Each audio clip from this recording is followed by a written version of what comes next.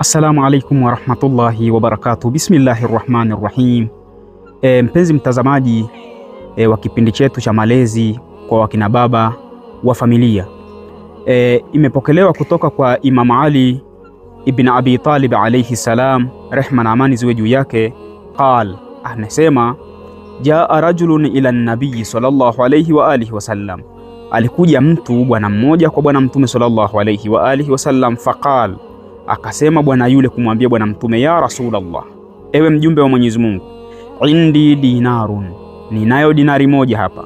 Fama taamuruni bihi, unaniambia niifanyie nini, unaniamrisha niifanyie nini dinari hii? Qal, akasema bwana mtume, anfiqhu ala ummik, itume kwa mama yako, mpatie mama yako. Qal, akasema bwana yule, indi akharu, ninayo nyingine dinari.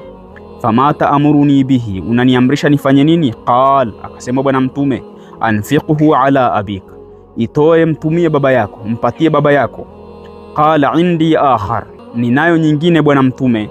Fama taamuruni bihi, nifanyie nini? Qal, akasema bwana mtume, anfiqhu ala akhika, mtumie ndugu yako, mpatie ndugu yako.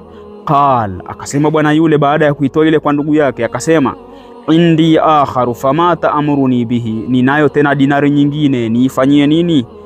Wala wallahi ma indi ghairu, na nakuapia kwa Mwenyezi Mungu Allah subhanahu wa ta'ala mtume, sina nyingine zaidi ya hii ndio ya mwisho.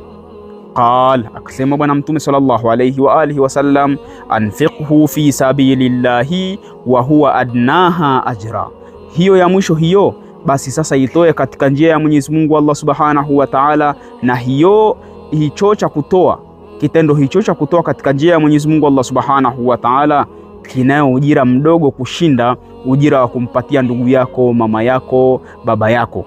Kwa hivyo ndugu zangu, hadithi hii inatufundisha nini? Inatufundisha kwamba tujitahidi kadri tunavyowalea wenetu, tunavyojitahidi katika malezi, lakini usimsahau baba yako, mama yako, ndugu zako, na kufanya hivyo utakuwa umefanya kile kitendo cha birrul walidaini, kuwatendea wema wazazi wako wawili, hivyo kuunga udugu. Wassalamu alaikum warahmatullahi wabarakatuh.